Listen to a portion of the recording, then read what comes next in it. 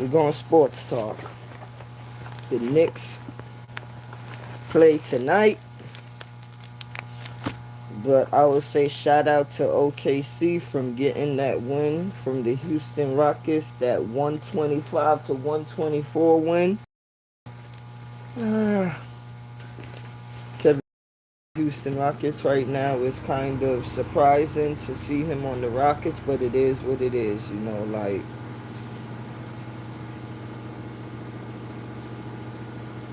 Durant gonna play until Durant play. But if you ask me, he needs to go back to OKC and retire, and that'll be respectful.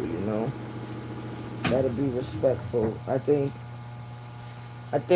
him, Russell Westbrook, and James Harden, all three of them should go back to OKC. Like, I like basketball history, and I like sports history. It'll be good if all three of them go back to OKC and retire at the same time, because in this new OKC, like Oklahoma City Thunder, Kevin Durant, even though it was the Supersonics at first, Kevin Durant, Russell Westbrook, and James Harden, let's not forget Serge Ibaka, they are the foundation of OKC. Like, now we got Shake, we got SGA now, but Kevin Durant, Russell Westbrook, Serge Ibaka,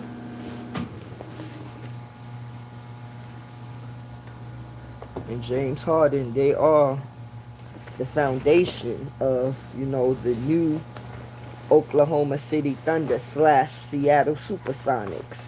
They are the new foundation, but let's see what happens. And I don't really want to wish nothing on anybody retirement, so let's see what happens.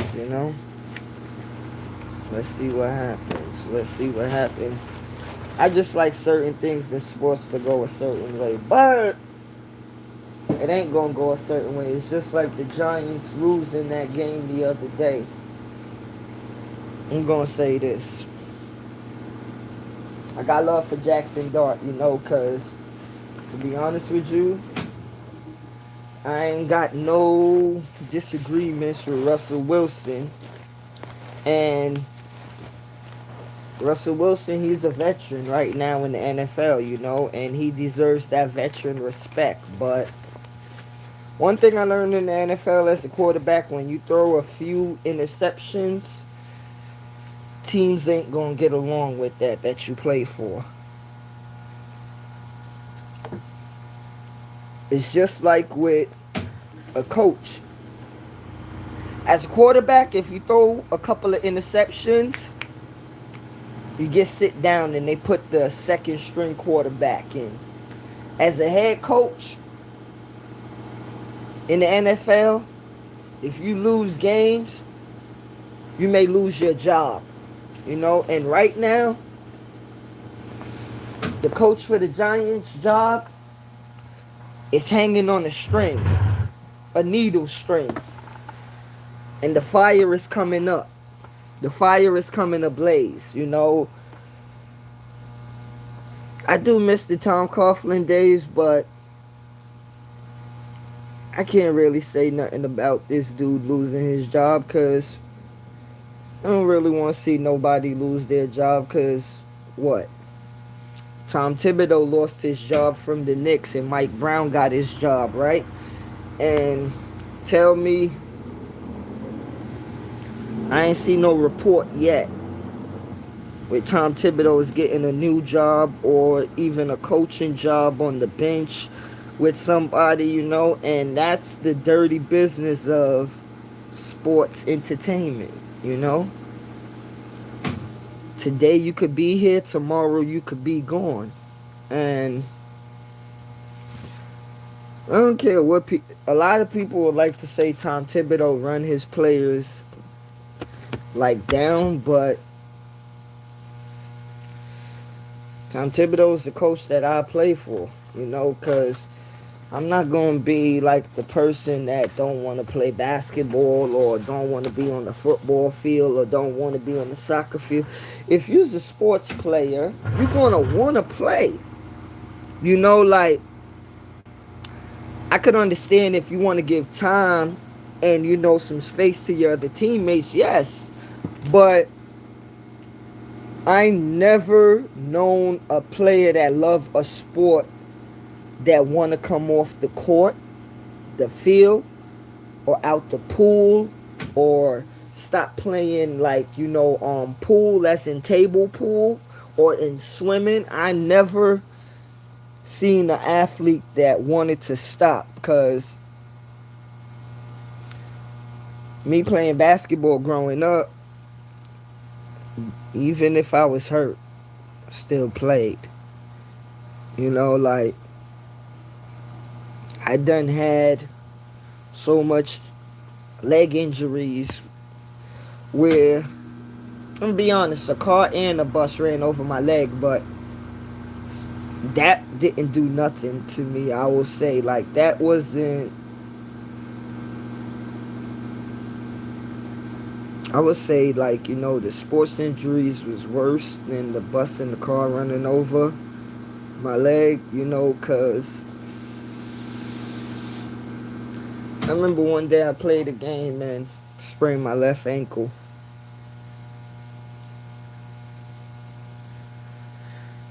And I was in Bed-Stuy on Madison. And this is when we first moved to Brooklyn. And I'll say it was like a minor sprain, And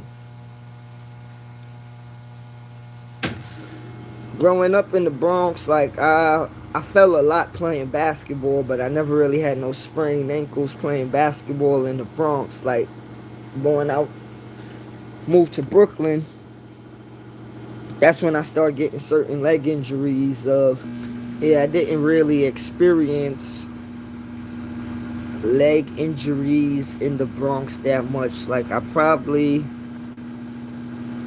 maybe messed up my wrists in the Bronx, really, like maybe, you prick your finger back in the Bronx, but like I never really had injuries up playing basketball in the Bronx. After I was like 13 years old when I started getting leg injuries in Brooklyn, and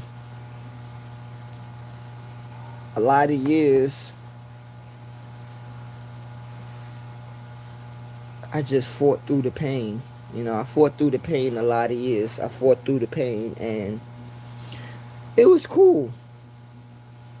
It was cool. I didn't make it get me down. This is why I always say, like, these players nowadays, like, what are y'all playing for? Like, that's why people like Russell Westbrook and like Derrick Rose, when you talk about energy, those are two of my favorite energy players of all time in basketball in the NBA. Russell Westbrook bought it.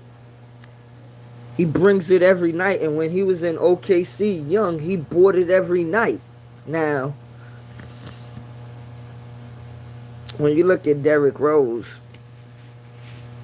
brought it every night, when he was on the Chicago Bulls. And what I'm talking about with the leg injury and the injury itself, this has everything of building into the Knicks, but we're sports talking right now, so we're going 360 and we're going to talk about every sport.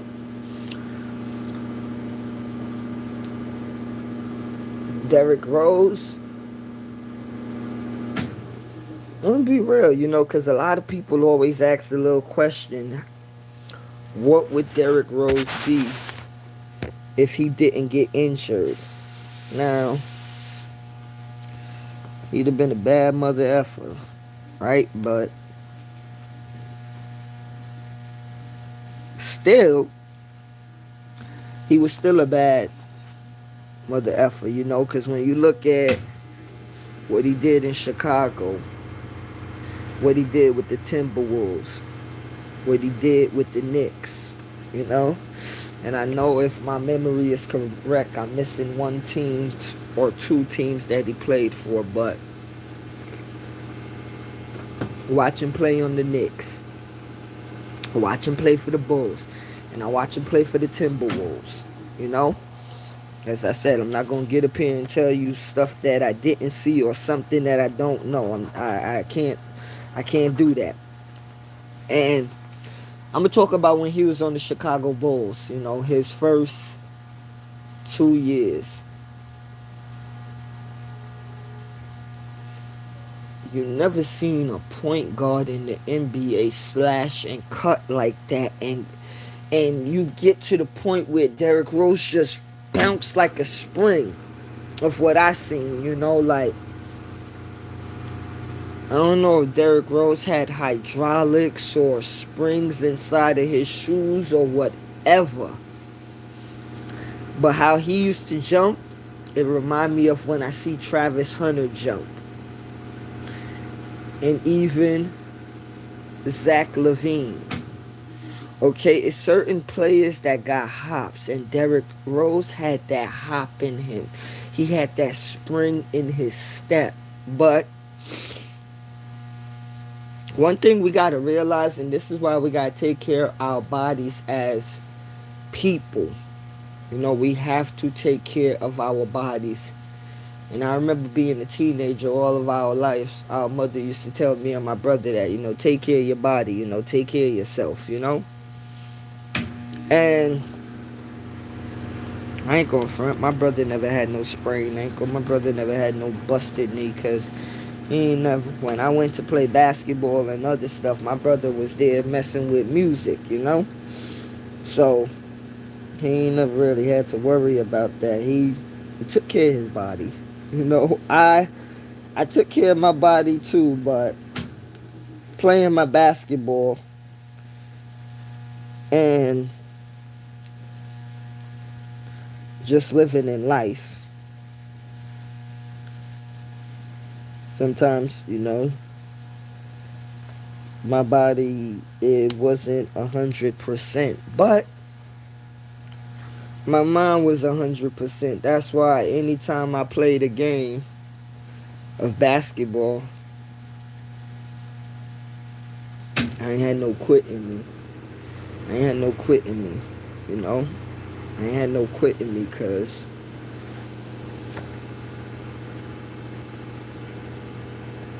I don't know what that is.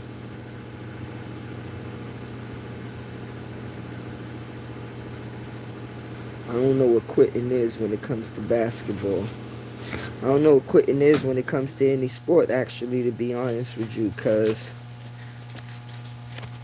or even in life itself, you know, I don't know what quitting is. And to be, I guess it's in my DNA, and I guess it's from our ancestors, you know, deeper than my mother and father, you know. And this is why I tell people, like, I come up here on YouTube, I can't give you something that was created in a factory. No, this was created from our ancestors, you know, like before my mother and father had me, you know. This was created, you know, this was manifested, this was beamed down to earth, you know. So always looked at certain injuries like, I'm gonna get over it, you know. And that's why when you think about people, like, I always think about these people in the NBA, like Grant Hill, Derrick Rose, Tracy McGrady, Penny Hardaway. Those 4 players right there. And it got many more, you know. Antonio McDyess. I remember when I'm going to be honest to you, man, for real, because I remember my uncle put me on in Antonio McDyess. You know, I remember I used to get on him, but my uncle was like, nah, man, he a player. Because I think in one of my lives when I said Antonio McDyess was one of them people that he's going to always get you a 15 to 10 or a 20 to 10. And You need those type of power forwards on your team to get you 20 and 10 or even 15 and 10. And to be honest with you, even 15 and 7. You know, any team in the NBA will be happy with 15 and 7 from a big power forward. Let's get into the Knicks now. Okay. Tonight, the Knicks play. I do not know the exact time that we play, but I think it should be 7:30 to 8 o'clock, no later than that. I'm thinking. I just don't really know what time we play as yet. But that's not the main problem. And to me, this is not even a problem, though. And this is why I don't like when people do this. Because, like, I grew up playing basketball in Bronx and Brooklyn. And it don't matter how, like, hard it got. And even, like, I remember dudes saying they not scared to play another dude, or it didn't even matter, like. Because once you get on that court, you on that court. It don't matter how old you was. It don't matter how bad you think you was. It don't matter how soft you think you was. Like, you got on that court, you had to handle your business. Like, it ain't no, oh, I'm going home now. No, you got on that court, you got to play whoever you step to, or y'all got to play whoever y'all supposed to play. Now, they had some bad reports the other day of Mitchell Robinson and Josh Hart not starting. I remember when I looked at that joint, right? And I said, wow. Like, we gonna actually start our season without Mitchell Robinson and Josh Hart. Josh Hart got the little back spasm. But this year he will be from the injury that he had last year with his finger. He'll be wearing the finger splint on the whole season. He'll be wearing the finger splint. Excuse me for that, people. But Mitchell Robinson, he wouldn't be starting. And to be honest with you, I got faith in Mitch, right? But he's injury prone. And this is why I just said before all of this, you got to take care of your body. And I remember my mother used to tell me and my brother, like, you got to do certain things so when certain things happen, you're already prepared. Because you know that it was going to happen. So when it's happening, you okay. And I'm like, okay. So when I take from what my mother taught me and my brother, I looked at the Knicks of, as I said, playing basketball. It was every man up, every woman up, playing any sport, next person up, next man up, next woman up. Okay. Josh Hart and Mitchell Robinson is not playing. So that means today, Yabusele might start, and Deuce McBride may start. Now, I want to say this. I never been the one into names in basketball, and people might say I'm crazy for this, and it's not hating on LeBron. LeBron could get all the accolades he want, you feel me? But in my real reality, when you look at LeBron and Carmelo, I think Carmelo Anthony is a better player than LeBron. That's just what I feel. That's just what I believe.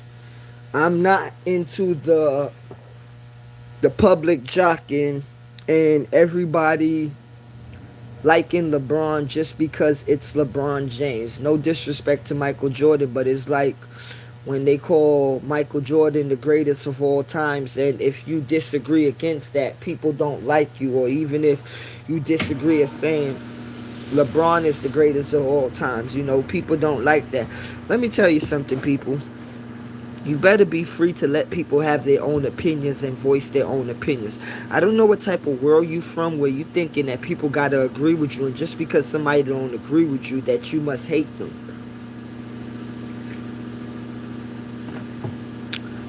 So Deuce and Yabusele, I know they're gonna step up today, cause don't matter what you say about Deuce, he a dog.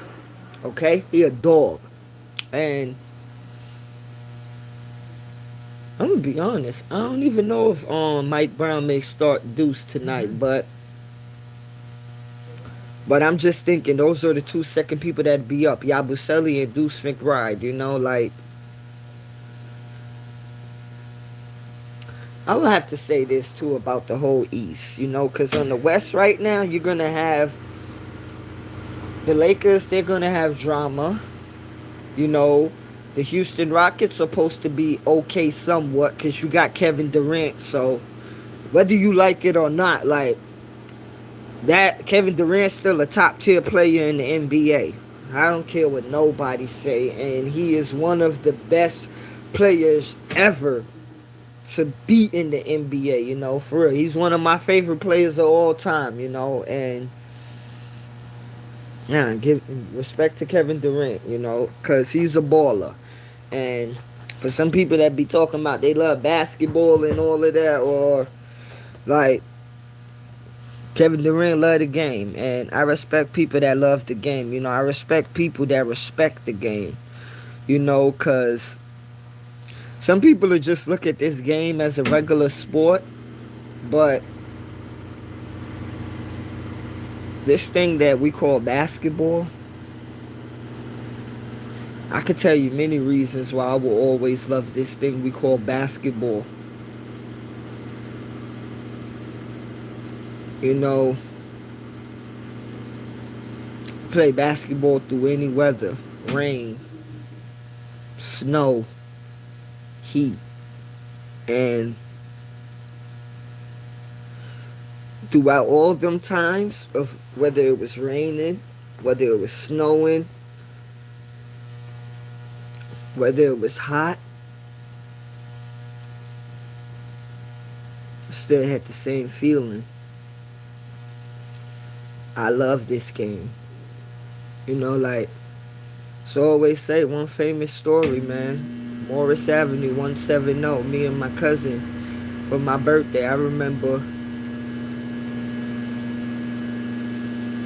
we shoveled the snow so we could play basketball for my birthday on Morris, you know? And,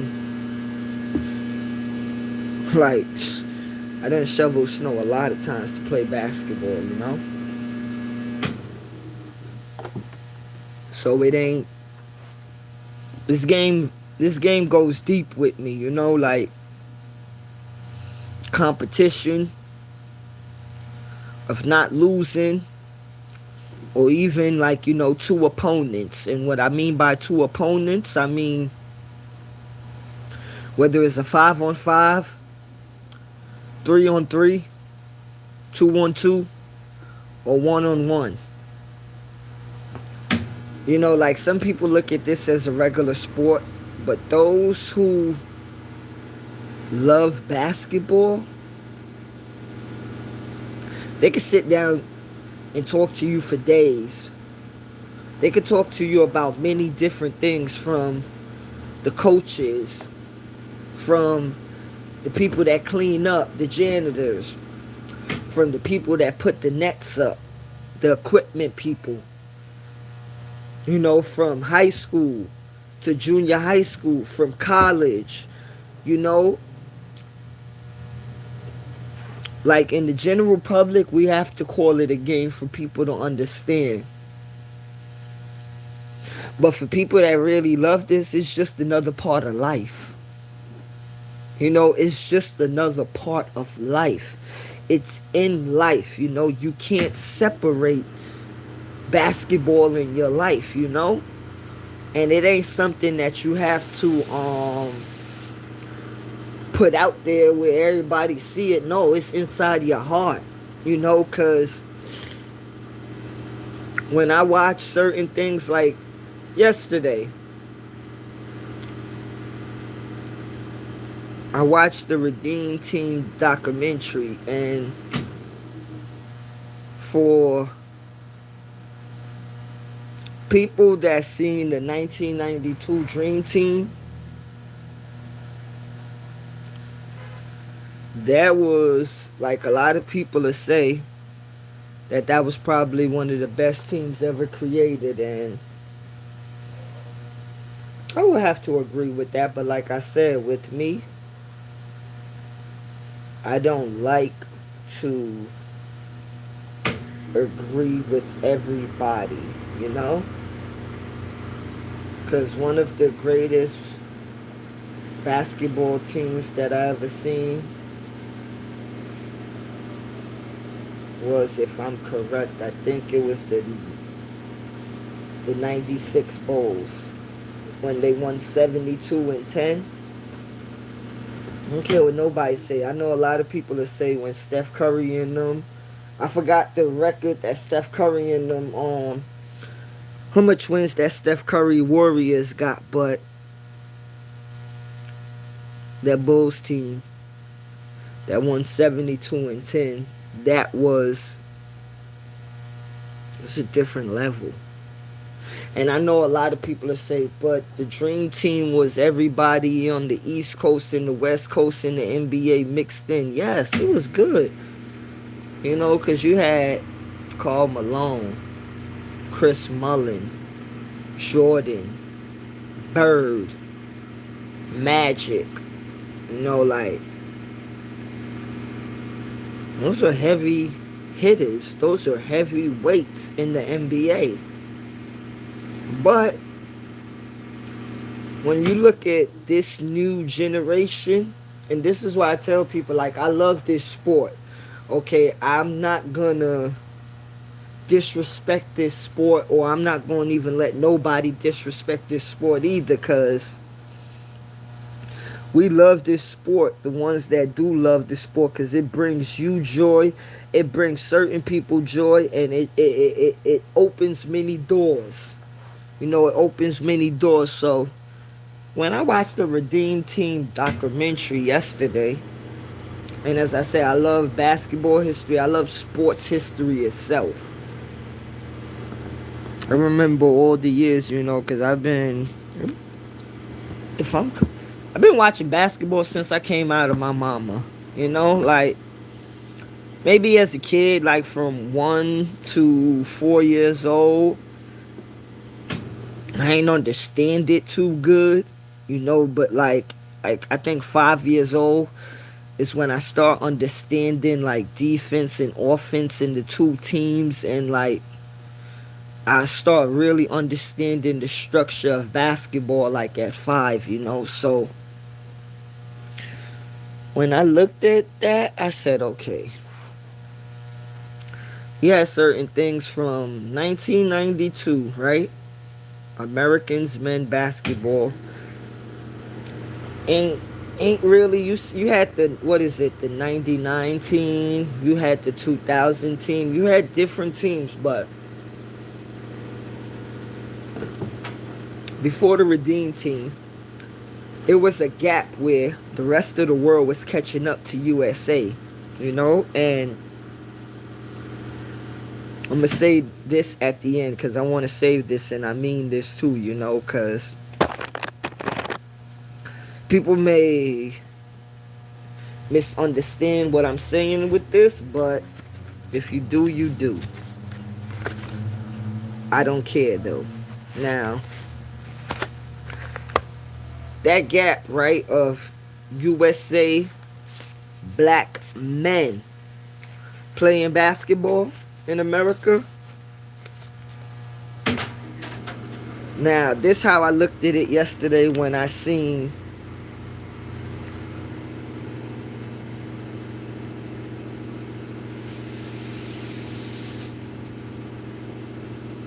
the Redeem Team game. I remember it, if I'm correct, the Redeem Team. Hold on. I think it was '08, possibly, if I'm correct, of remembering from watching the documentary. Now, I remember from '08 to '92, when you take it back, a lot of people was catching up to the USA. You know, Greece, Puerto Rico, Argentina, I remember some of those games because I've been watching the Olympics since I could remember. Always watch USA basketball. Because some people call it USA basketball, but you know who win them gold medals for real. Let's stop playing. Now they might give me a community strike for that if I say the truth. Now, when you looked at '08 when the Redeem team came, people like Kobe, because he was the last person, if I'm correct, of what they were saying in the documentary that they called him up. But I remember, and this is why I love this game, because I remember LeBron, D Wade, and Carmelo Anthony was talking about how we got to represent for the USA. We can't be making them thinking that everybody could step over on us. And I'm like, yeah, y'all can't be going to the Olympics making us look bad in America. Like we can't be having other people beat us. I don't care what you say. Now, I remember when they showed in the documentary of Kobe coming in to the office. And I remember, like, watching the documentary, it take you back because we in 2025 right now. But watching the documentary, it kind of take you back of certain things that you was doing in 2008. And as I always said, like, I've been watching the Olympics probably from I was 8 years old. Now, some of my favorite things in the Olympics is the basketball and the swimming and the track. But I watch everything else, the shooting, like the javelin. I watch everything in the Olympics. I don't say nothing is boring in the Olympics. Actually, I like all the sports in the Olympics. Like I'm a sports lover. So I remember Kobe coming in, and one thing a lot of them said, I'm trying to remember, Mike Krzyzewski, the coach for Duke Blue Devils, he told all of them that they need the egos that they have on their individual teams, that he need them to play with that same ego, but take all those different egos and build it into one ego for them to win the United States. Excuse me, I'm so sorry about that. For them to win the Olympic championship. Now, in '08, they did win the Olympic gold medal. But in that, you seen where Kobe, remember that time when they played Spain and Kobe knocked the crap out of Pau Gasol? Everybody didn't really like it on the Spain team, and everybody on the USA team was shocked that Kobe did that to Pau, because that's when Kobe and Pau Gasol was on teams. But like they say, and like it is, man, in basketball, you have to send certain messages, and that was the message. And that was the first game they what is it?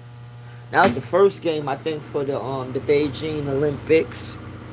But and then they had to play for the championship. So this is to show you that no. If I'm correct, hold on. Who the U.S. was it? Argentina or Spain? I'm trying to think. I have to check on that. I'm not like I told my coworker. The reason why I think like this, because I'm not like these. I rather use my mind than run to the internet quick, because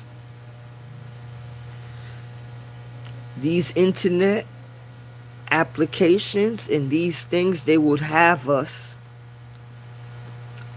forgetting who we are. And I will never, like, I remember when you had to remember a person's stats. Like, you had to remember a person's stats. Cause that was your, when we was kids in elementary, that was your bragging rights in certain classes. You know, like, but this is why I say nowadays, man, the sport change. You know, the love change. But many things are 360. Some things stop at 180. I believe the love of the sport will come back because at the end of the day, with a lot of people doing a lot of things for money and them making money the main purpose in life, I'm going to end with this. Bring the love back, take the money out. God bless.